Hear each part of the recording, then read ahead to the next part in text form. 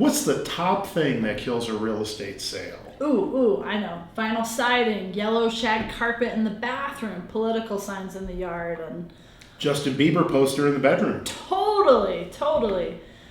Well, but in all seriousness, yeah, it's got to be appraisals. Hi, I'm Maggie. And I'm Joe, and we're realtors here at Springs Homes. And we're here to tell you the top 5 things you need to know about appraisals. The first thing we need to understand about appraisals is they're done by appraisers. Who knew?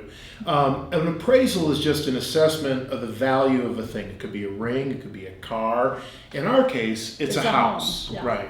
And you can use appraisals for different things like estate planning or refinancing. But for the purposes of our discussion, we're talking about an appraisal ordered by the lender to establish the value of the home. So in other words, if they're going to loan you the money, they want to know the house is worth what they're going to loan.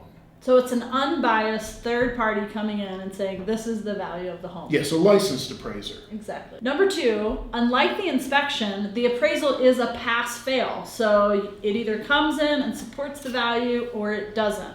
Now there are times though that for certain loan types, like especially VA and FHA, the appraiser is going to look at the exterior of the house, the systems of the house, and they may call conditions, like sometimes crack peeling paint will be called, or roof, drainage, various things that could actually damage the property will be called on the appraisal.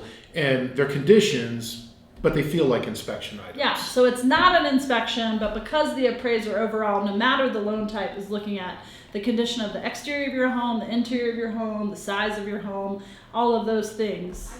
And I think that's very confusing for home sellers. Absolutely. They feel like it's another inspection, but it's not. It's a condition of the appraisal. Mm-hmm. Number 3, what can the home seller do to prepare for the appraisal?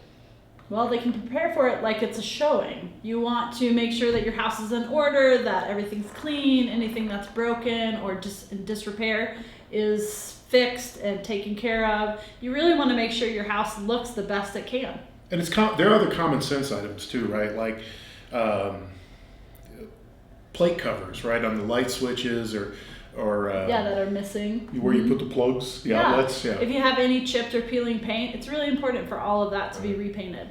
Another good thing the appraiser likes is a list of all the upgrades or improvements. Yeah. That's the word I was looking for. Yeah, that you've made on the home. That will help you in your appraisal as a seller. Right.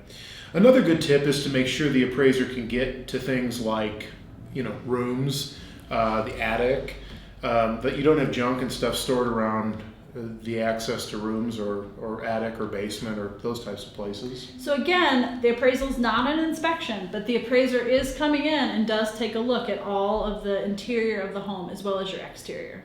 Right. You want it to show in its best light possible. So number 4, now you get the results of the appraisal, which is an appraisal report. And what you'll see is that the appraiser not only has looked at the condition of the home, but they've also brought in comps and prepared a value that has been assessed to your property. Another valuable thing they can do, though, or you can do as a home seller, is if you know of private sales, like a for sale by owner or individual to individual, one where a realtor wasn't involved. Sometimes those sales will generate great comps, and the appraiser doesn't have access to those because they weren't in the MLS. Yeah, absolutely. Another thing you can do is look for errors. I mean, the appraisers are people, and they may have a bedroom count wrong, highly unlikely, but usually it relates to square footage or lot size, or they missed improvements you made. But you can comb through that appraisal and look just to make sure there's no errors. Yeah, like if your basement's finished, things like that. Right. Number 5. The results of your appraisal, they're not so good. It came in low. Don't panic. Yeah, absolutely. Right? You still have options. Absolutely. So one of those is you can renegotiate the sales price. So basically that means the buyer and the seller come back to the negotiation table and you agree to a sales price that makes that appraisal work for you and you can still go to closing. Now sometimes the seller just can't move. In which case, the buyer might actually be able to come up with a little more cash. The lender's not going to. They're going to live by the number on that appraisal, but maybe the buyer has a little money stashed away somewhere and they can actually bring a little more cash to the deal.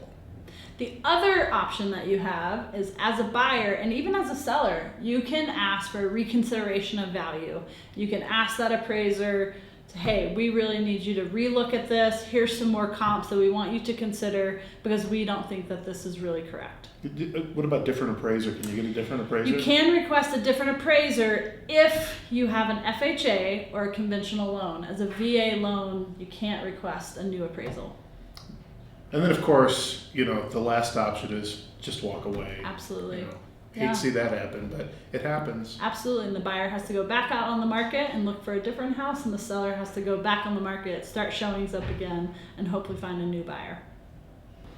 So that's it. Those are our top 5 tips to get you through the appraisal process. We hope that helps you. And we have more resources on our website. We do. You can check that out. We have lots of blog articles and other resources, or you're always welcome to give us a call here at the office. Any one of us would be happy to talk with you. Make sure to go to springshomes.com and subscribe to our YouTube channel.